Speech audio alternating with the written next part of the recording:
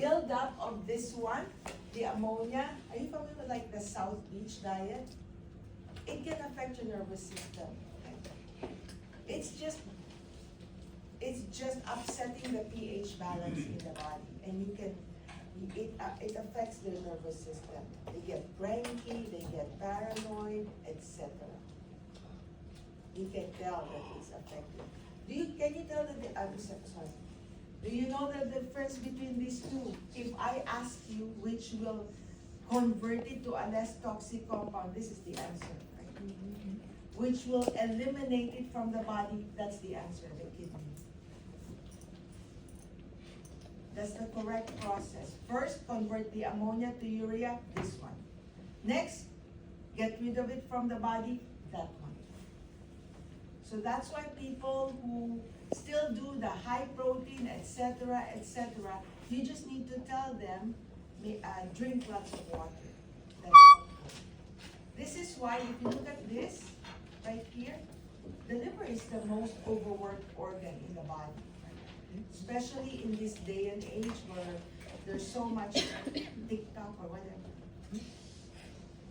Telling you, this works, and then you just follow. Because J-Lo is your favorite, so whatever J-Lo does, you do that. And that's why when the liver gets damaged, it can lead to diabetes, it can lead to hypercholesterolemia, it can lead to so many other things. There is no other organ in the body that detoxifies or protects us from the harmful effects of whatever. This might be a dumb question, but jaundice, is that a result of that? No, jaundice is a consequence. When your liver, the liver has so many job descriptions on a daily basis. One of the things that the liver does every single day for us is to process dead red blood cells. You know, red blood cells are colored, there's a pigment. So if we overload the liver, maybe with too much protein, then the liver gets burnt out. So if it's not able to do its job, one of the things that can happen is to develop the pigment from the red blood cell stays in your blood. Yeah. Question on what to answer, whether liver or kidneys? Question? Okay, these are the 20 amino acids that we must have. It's not magically present in the body. We have to eat our steak or whatever, and then when we digest that, what we absorb are the amino acids. We must have all 20 of them. You don't have to memorize them, right? You should just be able to recognize if it's an amino acid. So then you match it to protein. When there's the amino group, then you know that's amino acid. If there's no amino group, you just only see C, H, O, you have two choices. It can either be a carbohydrate or a fat, and you know how to tell one from the other. Okay? Okay.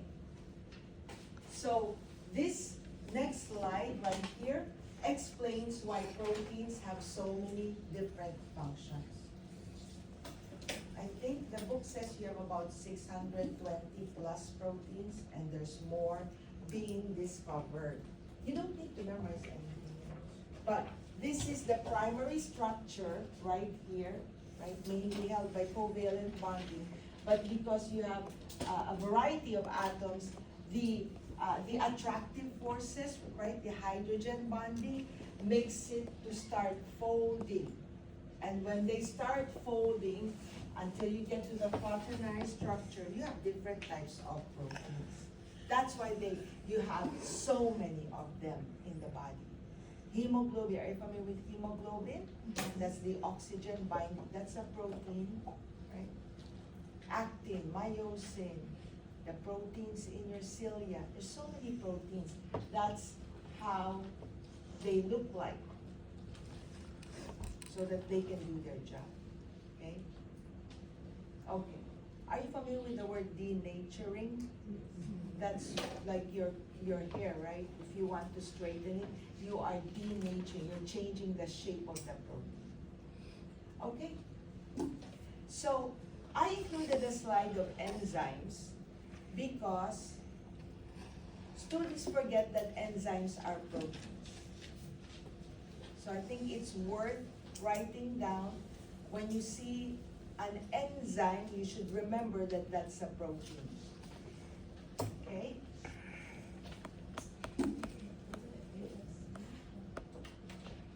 Huh? Yeah, anything that ends in AS is an enzyme. Yeah.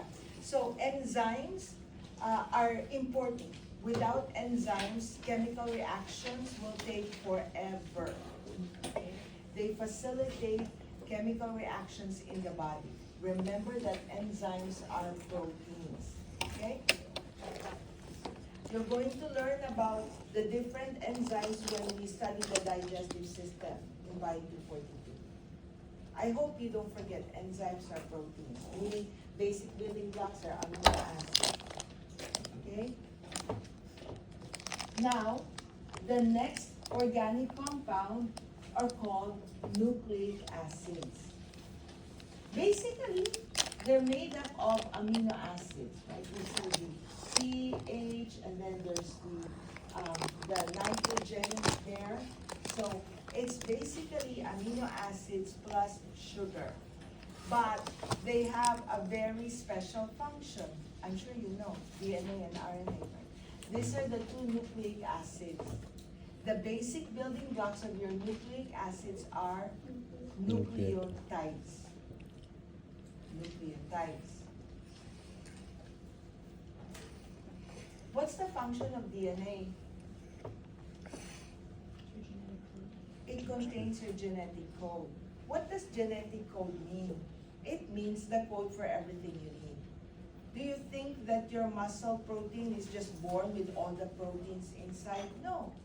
Your muscle cells have to make those muscle proteins. You got that? It has, the DNA contains the recipe for everything you need. Who has kids? Remember when we fed our babies in the beginning? You don't feed them steak right away, right?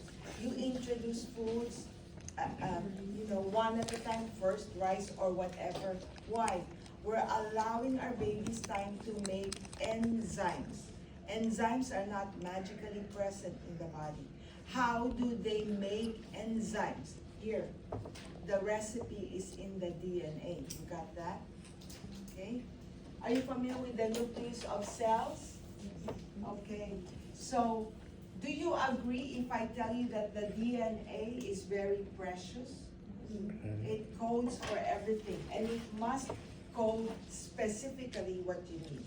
If there's a change in the code, you might end up with cancer. Okay? So that's why God made sure that our DNA is locked up in the center called the nucleus. You got that? Okay? The DNA, if you keep pulling it out and back, because where we make our proteins is out here in the cytoplasm. So there's the code or the recipe, and this is where you make your proteins. There's your kitchen. If you keep pulling the DNA, and then put it back there, pull it back there, you can damage the DNA. You got that? So that's why, instead of pulling that DNA, why don't we just take a picture of that recipe? What do you call the picture? RNA. Okay? RNA is a copy of the code. The DNA code. Maybe this segment, that's what codes for the muscle protein that you need. Take a picture of that. Leave it, don't touch it, leave it in the nucleus. Just take a picture. The picture is called RNA. You got that? So then the RNA is what goes to your kitchen to start making your protein. Any question about DNA and RNA? What's the basic building blocks? nucleotides, okay? They're called nucleic acids. You're not going to do base pairing in my class because I assume you already did that in Bio 100, Bio 160. Do you remember that? You base pair A to T, C. Yeah. Okay? We're just looking at the big picture. Good? Okay. Now, the last organic compound that every cell contains is called ATP. This is the energy currency of the cell. Do you remember we said we eat so our cells can get energy? Remember? You eat, what did you eat? Did you have MO? You're eating a nice fruit, yogurt, whatever that is, right? Then when it enters the body, you're going to absorb the glucose, right? What atoms do I need to make glucose? CHO. Okay. So then when the glucose enters the cell, remember?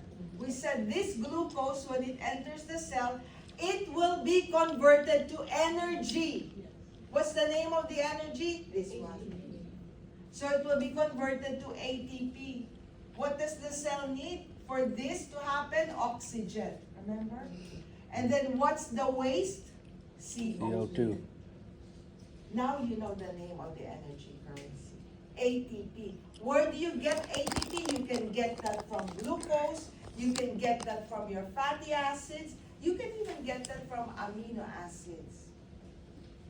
But it has to be converted to ATP. This is the only energy currency that cells recognize and can use to do whatever you need. You got that? Good. Because we have a test right now. I'm just kidding. Oh. So, have you heard of cyanide poisoning? Yeah.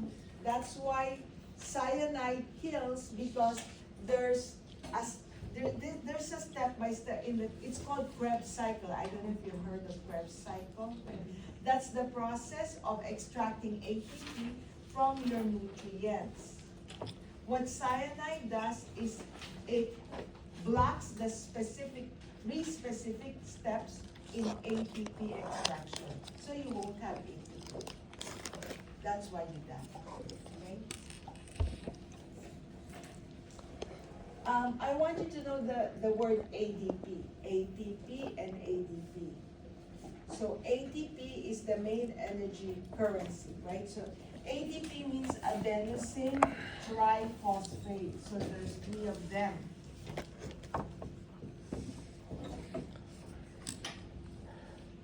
The energy that we're talking about is in these bonds, in holding the bonds, right? When you break the bond, their energy is released. So anytime you break the bond between the second and the third phosphate, that's what you're using to power your activities. What's left is ADP, adenosine diphosphate. Then you have to replenish this again. You're going to get energy from glucose to replenish that bond. So it's just always ATP, then becomes ADP, then ATP again, ATP, ATP. You got that? Okay? So if you have all of your ingredients, all of your inorganic and organic ingredients, then you're able to make a cell. Can you look at your notes and let me know if you have any questions on chapter 2 before we go to chapter 3. Can you explain the difference between ATP and ATP again? ATP, here. ATP is the This one, energy. I think this one is much better. See, it has 3 phosphate. When you break this bond, you release the energy. That's what's going to power all of the cell activity. So then you're left with ADP, So ATP is before energy use and ADP is after energy use. To reform, to rebond them, you need the energy that comes from your sugar or whatever. So the ADP is replenished after the glucose Yes. reaches the cell? Then you're going to reform ATP. Yes. And then to